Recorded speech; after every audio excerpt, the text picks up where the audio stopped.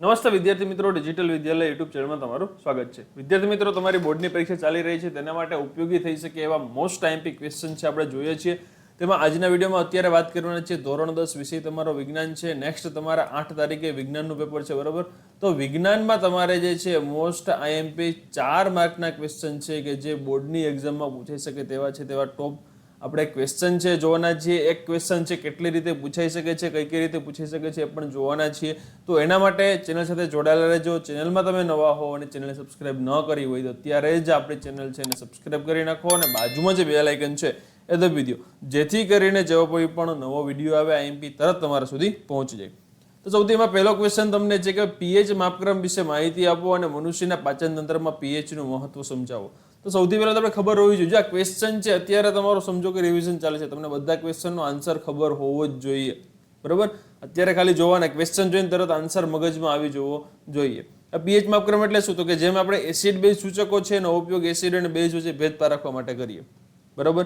એવી જ રીતે દ્રાવણમાં કોઈ આયન હોય, હવે એ આયન જે છે એ જથ્થામાં વધારે માત્રામાં, કેવું જથ્થાત્મક સમજાવો, વધારે માત્રા જે છે એ વધારે માત્રામાં એસિડ અથવા તો બેઝ જે છે એની પ્રબળતા નક્કી કરવા માટે એસિડ અને બેઝ એની પ્રબળતા નક્કી કરવા માટે એક સાર્વત્રિક સૂચકનો ઉપયોગ થાય. શેનો ઉપયોગ થાય?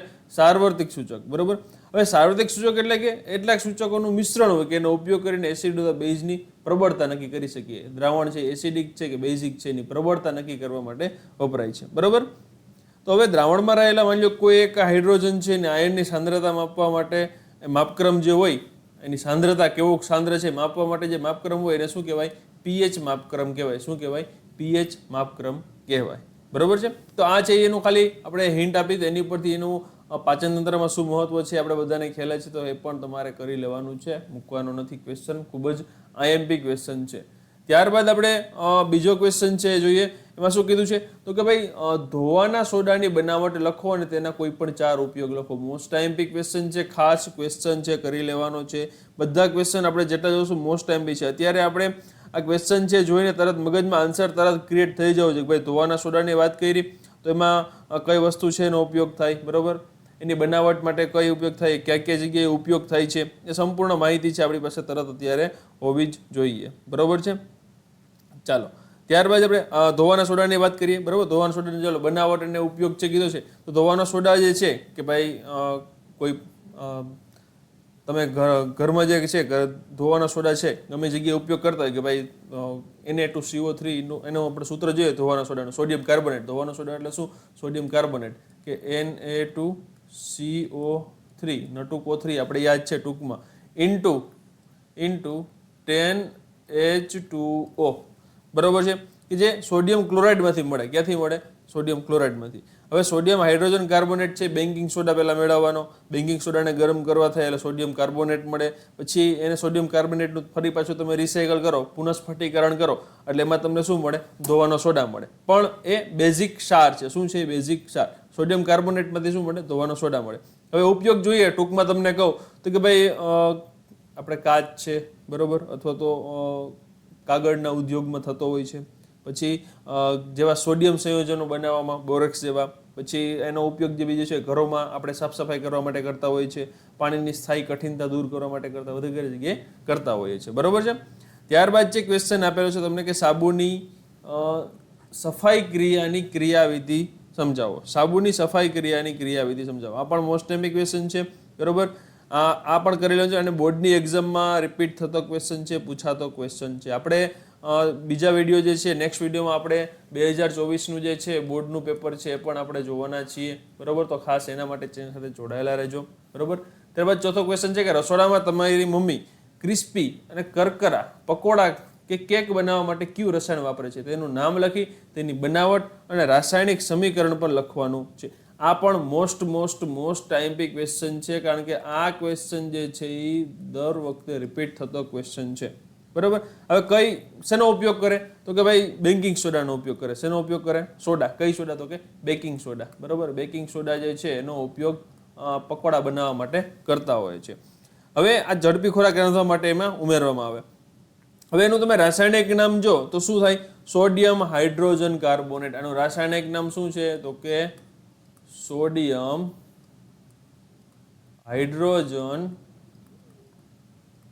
કાર્બોનેટ, બરોબર, સોડિયમ હાઇડ્રોજન કાર્બોનેટ. હવે એને સમીકરણ લખવું હોય તમારે તો શું થશે, તો કે NaHCO3. સોડિયમ હાઇડ્રોજન કાર્બોનેટનું સમીકરણ શું થશે, NaHCO3. શું થશે, NaHCO3, sodium hydrogen carbonate. Baking સોડાની બનાવટ છે, સોડિયમ ક્લોરાઇડ હોય, પાણી હોય, કાર્બન ડાયોક્સાઇડ ને એમોનિયા, બરાબર. એટલે એમોનિયમ ક્લોરાઇડ અને સોડિયમ હાઇડ્રોક્સાઇડ છે, સોડિયમ હાઇડ્રોજન કાર્બોનેટ જે છે એ તમને છૂટું પડે, બરાબર. તો આ રીતે છે એની બનાવટ છે, સામાન્ય હિન્ટ છે, આખો ડિસ્ક્રિપ્શનમાં જોશો ને ત્યારે ટાઈમ આપણી પાસે ઘટશે.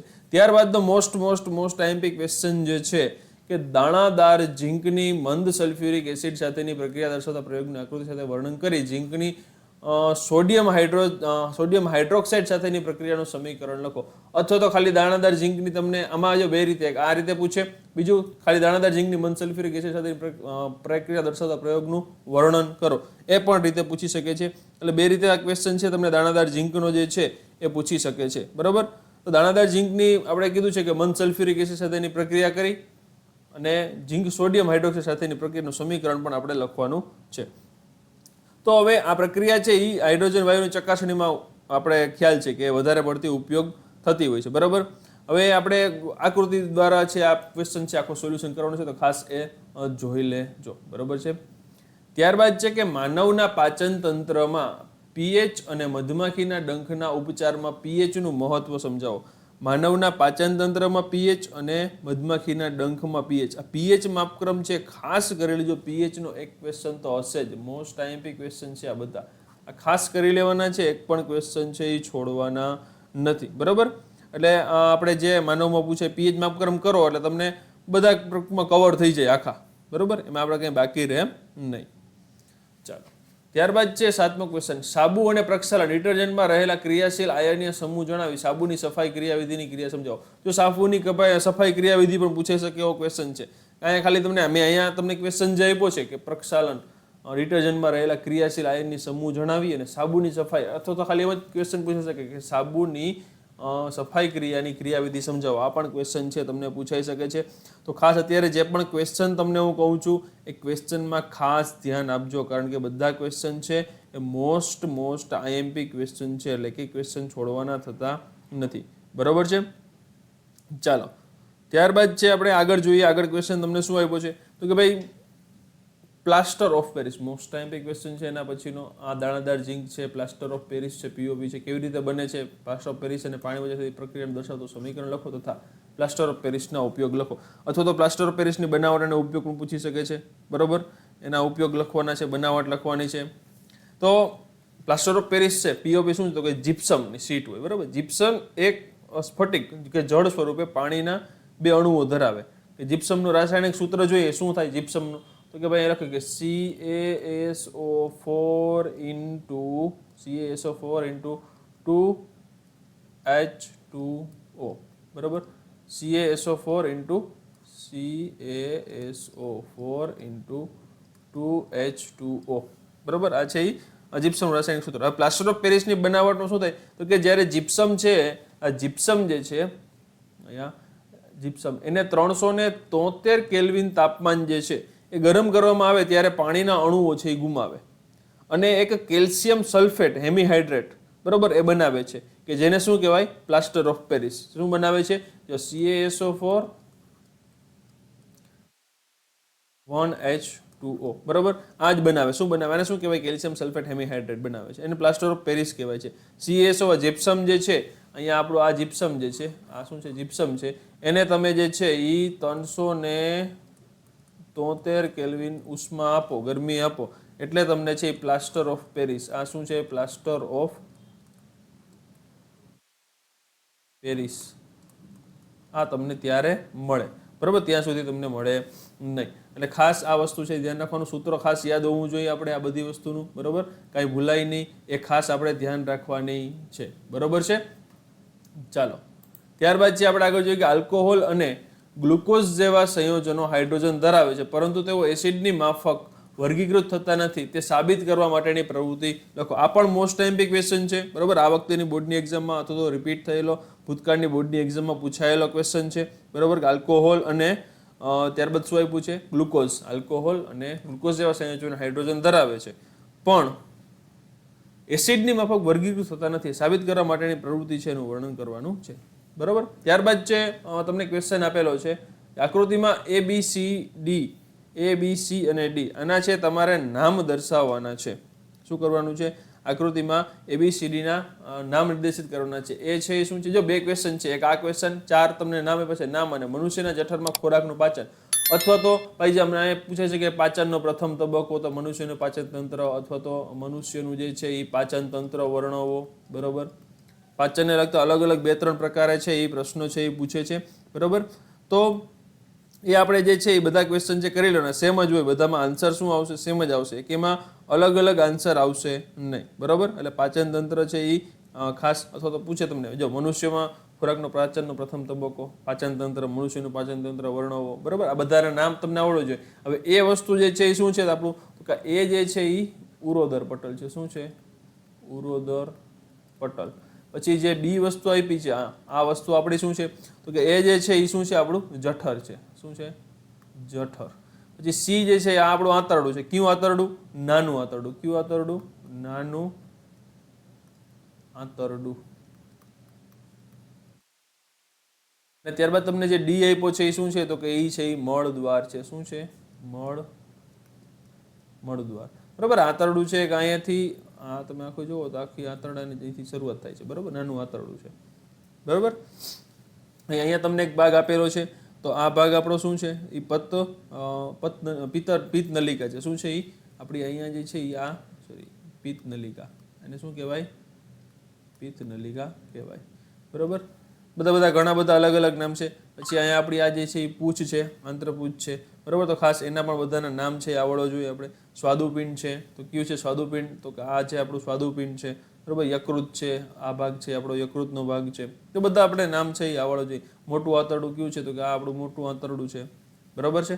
પછી જઠરમાં ખોરાકનું પાચન છે એ સમજાવવાનું. તો પાચનનો જે તબક્કો છે આખો આપણે ક્લિયર હોવો જોઈએ. બરોબર. એમાં કાંઈ કચાશ રહેવી જોઈએ નહીં, બધું ક્લિયર થઈ જવું જોઈએ. બરોબર.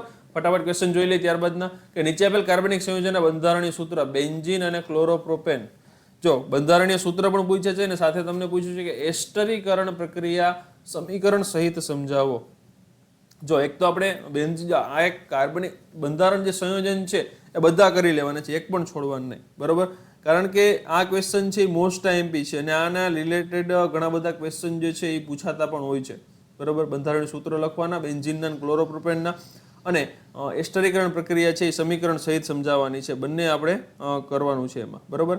તો એ બધા ક્વેશ્ચન છે. આલ્કેન છે, આલ્કલી છે, સંયોજનો છે કોને કહેવાય, સમાનધર્મી શ્રેણી છે, ક્રિયાશીલ સમૂહ ખાસ કરી લેવાના. બરોબર. કાર્બનનું છે નામકરણ કેવી રીતે થાય, આ બધા ક્વેશ્ચન છે આપણે આવવાડવા જોઈએ. એક પણ ક્વેશ્ચન આપણે છોડવાનો થતો નથી, કારણ કે બોર્ડની એક્ઝામમાં છે એ કવર કરી લેવાનું જ થાય છે. એક પણ ક્વેશ્ચન આપણાથી છૂટવો જોઈએ નહીં. બરોબર. ચાલો ત્યારબાદ છે આગળનો ક્વેશ્ચન છે કે ભાઈ મનુષ્યના હૃદયની અંતસ્થ રચના દર્શાવતી નામ નિર્દેશવાળી આકૃતિ દોરી તેમાં રુધિરનું પરિવહન સમજાવો. મનુષ્યનું હૃદય ખૂબ જ આઈએમપી છે. પછી મૂત્ર નલિકા છે એની નામ, મૂત્રપિંડ નલિકા છે એની આકૃતિ છે એ ખૂબ જ આઈએમપી છે. પાચન તંત્ર છે, જો કીધું ને નાના આંતરડામાં થતી આ એક પાચન તંત્ર છે. પાચન તંત્ર નામ નિર્દેશ આકૃતિ દોરી નાના આંતરડા પાચન ક્રિયા છે એ વર્ણવવાની છે. પાચન તંત્ર જો સેમ પ્રશ્ન છે, એક આ રીતે પણ પૂછે ને બીજું આ નામ આકૃતિ ખોરાકના પાચનમાં લાળરસ અને મંદ હાઇડ્રોક્લોરિક એસિડનું મહત્વ સમજાવો. બરોબર. તો પાચનનું છે એ બધા ક્વેશ્ચન છે આપણે કરી લેવાના છે. એક પણ ક્વેશ્ચન છોડવાનો થતો નથી. બરોબર. એક પણ ક્વેશ્ચન છૂટવો જોઈએ નહીં, જેથી કરીને આપણે એક્ઝામમાં કોઈ પણ જાતનો પ્રોબ્લેમ થાય નહીં. બરોબર. મૂત્રપિંડ નલિકા છે, મૂત્ર નિર્માણની ક્રિયા છે. બરોબર છે. પછી એક ક્વેશ્ચન જે છે અહીંયા કદાચ આવ્યો હોય કે નહીં ખ્યાલ નથી, એક ખાસ યાદ રાખજો, બેવડું પરિવહન. બરાબર. આની પણ આકૃતિ સહિત પૂછાઈ શકે તેવો છે. બરોબર. હૃદય છે, જો મનુષ્ય હૃદય આવી ગયું આપણે અહીંયા, મૂત્રપિંડ નલિકા છે, મનુષ્ય હૃદય છે. બરોબર. પછી પાચન ક્રિયા આવી ગઈ. પછી આ બેવડું પરિવહન આપણે જોયું. પછી મનુષ્યનું શ્વસન તંત્ર, બસ ખાસ એક ક્વેશ્ચન છે એ તો છૂટવું જ ન જોઈએ. કયું? શ્વસન તંત્ર. મનુષ્યનું શ્વસન તંત્ર જે છે એ પણ ખાસ છૂટવું જોઈએ નહીં. બરાબર. જારક અજારક છે પણ ચાલશે, પણ તફાવત ખાસ કરી લેવાનો એનો. બરાબર છે. ત્યારબાદ છે પાચન તંત્ર આવી ગયું. બરાબર. આ ક્વેશ્ચન ખાસ કરી લેવાનું. હૃદયમાં રુધિર વહનનો પદ છે એ આકૃતિ જરૂર નથી. રુધિર વહનનો પદ આવી ગયો. બરાબર. બેવડું પરિવહન. અમીબામાં પોષણની ક્રિયા આકૃતિ દોરી સમજાવો, તો ખાસ આ પણ કરી લેવાના છે, એ પણ ક્વેશ્ચન છોડવાના નથી. ત્યાર પછી નીચે દર્શાવેલ સંયોજનનું અણુસૂત્ર લખી ઇલેક્ટ્રોન બિંદુની રચના દર્શાવો. ઇથેન અને ઇથેનોઇક એસિડનું અણુસૂત્ર લખવાનું છે અને ઇલેક્ટ્રોન બિંદુની રચના છે ખાસ એમાં દર્શાવવાની છે. ત્યારબાદ છે 19મો ક્વેશ્ચન, માયોપિયા લઘુ દ્રષ્ટિની ખામી અને તેનું નિવારણ. જો લઘુ દ્રષ્ટિ કઈ રીતે પૂછાય, એક આ રીતે છે. પછી છેલ્લી પાટલી પર બેઠેલા વિદ્યાર્થીને બ્લેકબોર્ડ પરનું લખાણ વાંચવામાં તકલીફ પડે છે, તો આ બાળક છે કઈ ખામીથી પીડાતું હશે, તેનું નિવારણ છે આકૃતિ સહ વર્ણવો. જો આમાં કઈ ખામી એવી બધાને ખ્યાલ પડી ગયો, બરોબર. એટલે એક જ ખામી તમને જે છે એ અલગ અલગ રીતે પૂછાઈ શકે છે, બરોબર છે. એટલે ખાસ આપણે પહેલા તો ક્વેશ્ચન જે છે એ સમજવાનો, બરોબર. ક્વેશ્ચન જે છે એ સમજવાનો, પછી આપણે એનો આન્સર છે લખવાનો. આપણે એમને આડેધડ શીખવાનું નહીં, બરોબર છે. તો લઘુ દ્રષ્ટિની ખામી હોય, સ્પષ્ટપણે દૂરનું ન જોઈ શકે, બરોબર. લઘુ દ્રષ્ટિની ખામી એટલે કેવી કે દૂરનું જે છે એ સ્પષ્ટ ન દેખાય, બરોબર છે. થોડા મીટર રાખેલી દૂર સ્પષ્ટ જોઈ શકે, પછી ન જોઈ શકે. આપણું આંખનું અંતર છે 25 સેન્ટીમીટર છે, બધાને ખ્યાલ છે, બરોબર. પછી એટલે આ બે એક રીતે પૂછાઈ શકે છે. પછી ગોલીય લેન્સના સંદર્ભમાં નીચેના પારિભાષિક શબ્દો વક્રતા કેન્દ્ર, મુખ્ય કેન્દ્ર, પ્રકાશીય કેન્દ્ર અને કેન્દ્ર લંબાઈ, આ બધા છે એ સમજાવવાના છે, બરોબર છે.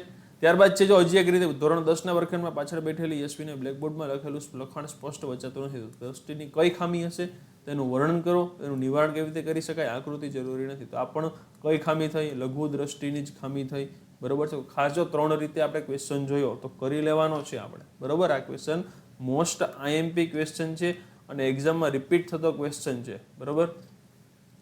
ત્યારબાદ છે ઘરેલું વિદ્યુત પરિપથ વિશે આકૃતિ દોરી સમજાવો. આ પણ મોસ્ટ આઈએમપી ક્વેશ્ચન છે. ઘરેલું વિદ્યુત પરિપથ એ દોરવાનો છે, ક્વેશ્ચન પૂછાવાનો જ છે આ પણ, બરોબર છે. ત્યારબાદ એનો રિલેટેડ ક્વેશ્ચન છે 220 વોટ, 500 અને 200 800 એ 2 રૂમ હીટરો છે. જો આ હીટરોને 220 વોટના સપ્લાય સાથે સમાંતર જોડવામાં આવે તો દરેક હીટર દ્વારા ખેંચાતો પ્રવાહ, દરેક હીટરનો અવરોધ, જો તમે વારાફરતી 2 કલાક સુધી ચાલુ રાખવામાં આવે તો વ્યાપારી કેટલા એકમ યુનિટ વપરાશે. ખાસ એ પણ મોસ્ટ આઈએમપી ક્વેશ્ચન છે, આ પણ કરી લેવાનો છે. ત્યારબાદ છે કાચના પ્રિઝમ વડે શ્વેત પ્રકાશનું વિભાજન આકૃતિ દોરી સમજાવો. જો પ્રિઝમ વડે ખાસ આ પણ મોસ્ટ આઈએમપી ક્વેશ્ચન છે. બધા ક્વેશ્ચન આમ તો મોસ્ટ આઈએમપી છે, ખાસ રિવિઝન બધા કરી લેવાના છે, બરોબર. પ્રિઝમ વાળો ક્વેશ્ચન છે, શ્વેત પ્રકાશનું વિભાજન છે એ આકૃતિ દોરીને સમજાવવાનું છે. ત્યારબાદ જે નીચેના પદો સમજાવો, ઓવરલોડિંગ, શોર્ટ સર્કિટ, ફ્યુઝ અને અર્થિંગ, બરોબર છે. ત્યારબાદના ક્વેશ્ચન છે કે પ્રકાશનું વિભાજન એટલે શું, પ્રિઝમ વડે થતા પ્રકાશના વિભાજનની ઘટના આકૃતિ દોરી સમજાવો. જો આ સમજ છે કાચના પ્રિઝમ વડે શ્વેત પ્રકાશનું વિભાજન, પ્રિઝમ વડે પ્રકાશના વિભાજનની આકૃતિ. સિમિલર ક્વેશ્ચન છે પણ પૂછવાની રીત જે છે એ શું છે, અલગ અલગ છે, બરોબર છે. ચાલો ત્યારબાદનો ક્વેશ્ચન જોઈએ આપણે. R1, R2 અને R3 ના મૂલ્યના 3 અવરોધોનું સમાંતર જોડાણ કરી તેમના સમતોલ્ય અવરોધનું સૂત્ર 1/R = 1/R1 + 1/R2 + 1/R3. આ સૂત્ર છે એ તારવવાનું છે. તો સૂત્ર તારવવાનું છે, તો આ સૂત્ર જે છે એ મોસ્ટ આઈએમપી છે, ખરેખર મોસ્ટ આઈએમપી છે. આ સૂત્ર ખાસ કરી લેવાનું, તારવવાનો ક્વેશ્ચન તો હશે જ એક, બરોબર છે.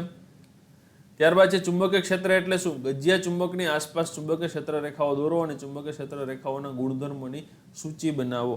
ચુંબકીય ક્ષેત્ર રેખા એટલે શું અને ગજિયા ચુંબકની મદદથી જે છે એ શું કરવાનું છે, આસપાસનું ચુંબકીય ક્ષેત્ર રેખા દોરવાની છે અને ત્યારબાદ તેનું ગુણધર્મ છે એની સૂચિ તૈયાર કરવાની છે. ત્યારબાદ છે ફરી પાછા ક્વેશ્ચન અમુક રહી ગયા. મૂત્ર નિર્માણની ક્રિયા છે આપણે જોઈ લીધો છે, બરોબર. ત્યારબાદ છે કચરાના નિકાલની પદ્ધતિઓ. આપણું ક્યાં આવી ગયા, આપણે પર્યાવરણમાં આવી ગયા, બરોબર. કે કચરાના નિકાલની પદ્ધતિઓ જે છે એ જણાવો. પોષક સ્તર એટલે શું, વિવિધ પોષક સ્તર અંગે માહિતી આપો. નિવસન તંત્રના મુખ્ય 2 ઘટકો સવિસ્તર સમજાવો. માનવ શ્વસન તંત્ર આકૃતિ દોરી સમજાવો. જો શ્વસન તંત્ર બાકી રહી ગયું તો અહીં છેલ્લે કવર કરી લીધું છે, બરોબર. આપણે આગળ વાત તો થઈ જ ગઈ. તે પછી નીચેના પ્રશ્ન જવાબો. તારાઓ સાથે ટમટમતા દેખાય છે, ગ્રહો કેમ ટમટમતા નથી. આ પણ મોસ્ટ આઈએમપી ક્વેશ્ચન છે, આ પણ કવર કરી લેજો, બરોબર. 36મો છે સોલેનોઇડ એટલે શું. સોલેનોઇડમાંથી વહેતા વિદ્યુત પ્રવાહને કારણે ઉદ્ભવતા ચુંબકીય ક્ષેત્રની સમજૂતી આપો. આંખની ગુરુ દ્રષ્ટિ, જો લઘુ દ્રષ્ટિ આવી હતી, ગુરુ દ્રષ્ટિ નથી આવી, તો ગુરુ દ્રષ્ટિ ઓછી પૂછાય છે પણ આપણે કરી લેવાની થાય છે, મૂકવાની નથી.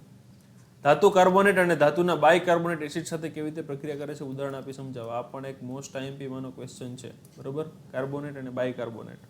પછી નીચેની પ્રશ્નોના જવાબ આપવાના છે. પેલું છે એમાં કે રાસાયણિક રીતે સાબુ એ શું છે, સાબુ વાળો ક્વેશ્ચન આવી ગયો છે, બરોબર. અને સંયોજનમાં હાજર ક્રિયાશીલ સમૂહ જણાવો. આમાં હાજર ક્રિયાશીલ સમૂહ છે એ જણાવવાના છે.